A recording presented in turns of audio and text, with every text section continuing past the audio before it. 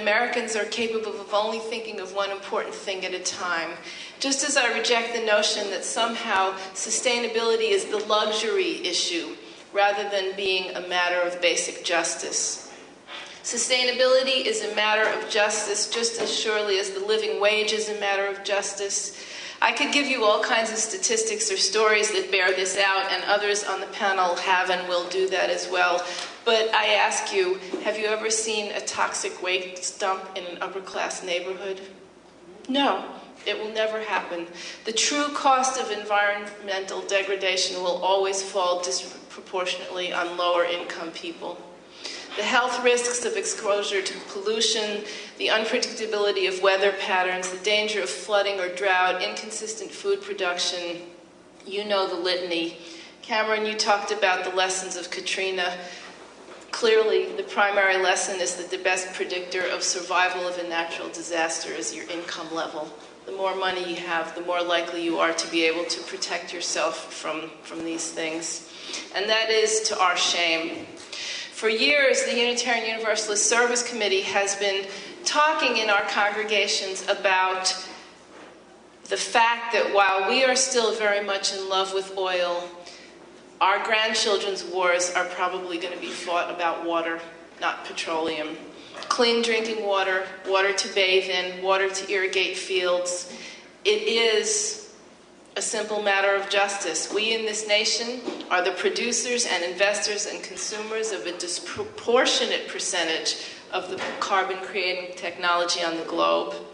Sadly, we will not be the people who run out of water first or food. We will not be the people who find themselves trying to till soil that is so depleted or polluted that it can no longer produce even a subsistence crop. But we owe something to those people. And that's why we're here a week before the election that most of us believe is the most momentous of our lifetimes. We are here to address a simple matter of justice, a simple matter of morality. We cannot let any of the candidates from president to Senate to Congress, we cannot let them forget about our concerns for a sustainable future. I want to say to those of you who are representatives of the campaigns, we who care deeply about sustainability, we are values voters.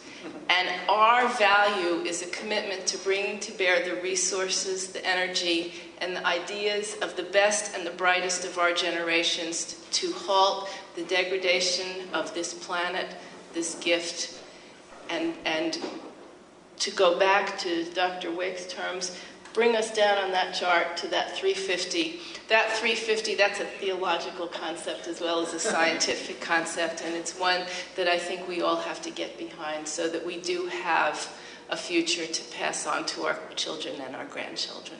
Thank you.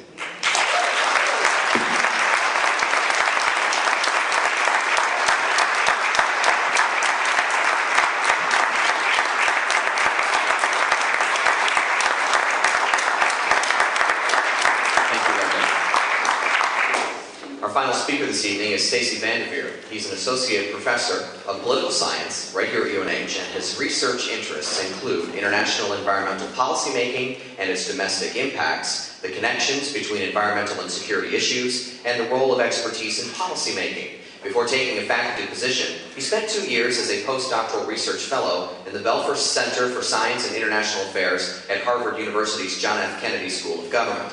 He has received research funding from the U.S. National Science Foundation and the Swedish Foundation for Strategic Environmental Research, known as MISTRA. Is that right? Thank you. Among others. And Stacy is a well-respected and published author of several articles and reports on the subject of the environment. Stacy.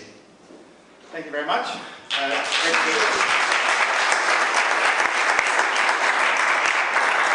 I have said before, Cameron and I have been on a lot of panels together over the last few years about these kinds of things, and I hate to follow Cameron because he always says great slides, so I just decided to give up on slides. And now I'm going to add that to the, I'm also going to add to my list of people not to follow, Roberta and people who speak for people of faith. So this is just, first, basically I should have demanded to go first. So from now on, that's my request. Thanks to all the organizers. It's a great topic. It's wonderful to be here 1 week before the election, a Tuesday night before the election. Very exciting for everyone in the room, I think. I was sort of asked to kind of wrap this up and come back to our political choices and our political candidates and some policy-making concerns. And so a couple of the ways in which the organizers asked me to think about sort of big questions were, why is climate change important? And you have amazing sets of answers here that I won't reiterate already. And what do I wish candidates were saying? And what do I wish I heard more about? And I'll make sweeping generalizations about the candidates, and then the folks who are here to speak for the campaigns can object and correct me as we go. But I'll get to that in a second. So I think one thing is that you do get a sense from these presentations, and I think from a lot of discussion on university campuses and in some political quarters, that this is a very serious issue, and it's a very serious humanitarian issue, it's a very serious economic issue, it's a very serious moral issue, it's a very serious business issue. So all of the ways in which we would say, this is really serious stuff, this is crisis level, all of our sort of ways of categorizing those things in political and economic and moral terms, we tick all of the boxes with climate change.